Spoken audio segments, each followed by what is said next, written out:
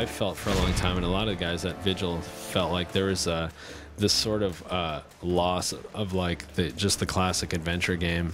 Like, these are the kind of games we love to play back in the day, and it's like, why isn't anyone making these kinds of games anymore? We looked at all the old adventure games we used to play, Metroid and Castlevania and games of that type, and we wanted to make a game that like brought all those elements back. So, you know, there's a lot of really cool combat, there's puzzle solvings, there's exploration, there's like little mini side games and all that kind of stuff, and we just, you know, we wanted to make a game like that with modern technology and modern graphics and all that. I really feel like, you know, if the game's successful, it'll sort of pave the way for you know, bringing these games back, and I think we really created a new experience.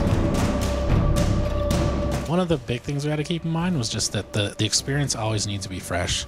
Like, the one cool thing about an adventure game is, like, everywhere you go, you got to feel like you're exploring. So if you go to a new area, it's got to look different. There's got to be new stuff to do.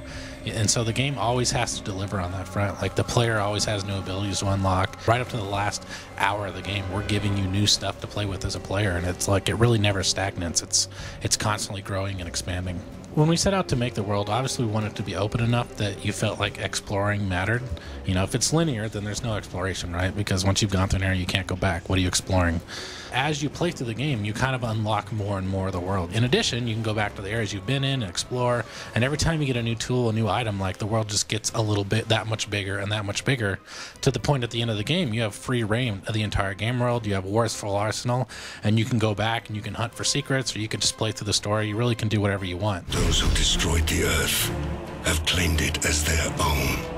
They do not welcome intruders. Basically, I wanted monsters that were kind of cool, but not scary, if that makes sense. You know, we weren't going for like a Silent Hill type of realistic horror. It was more like, you know, like old monster movies, or, you know, just fantasy monsters. You know, the style that I had developed over the years actually lent itself quite well to video games. You know, you have huge over-the-top monsters, pretty girls, you know, giant weapons, big armor. It's all stuff that really makes a cool-looking video game.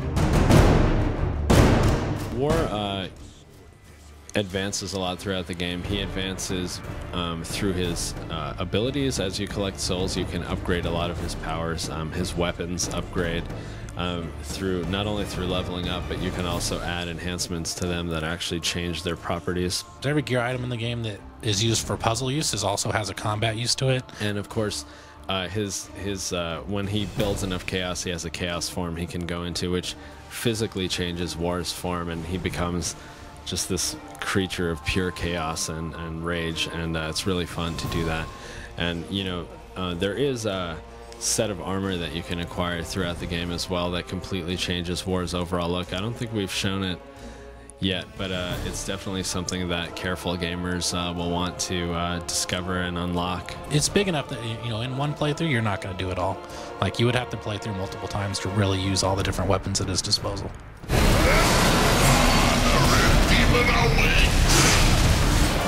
I like a game where it's like, it doesn't get old. Like, I keep wanting to play because I just don't know what they're going to do next. And I think that's probably my favorite part about the game, is you never really, because it does so many different things, you're like, man, what are they going to pull out next? And you just kind of keep playing to find out.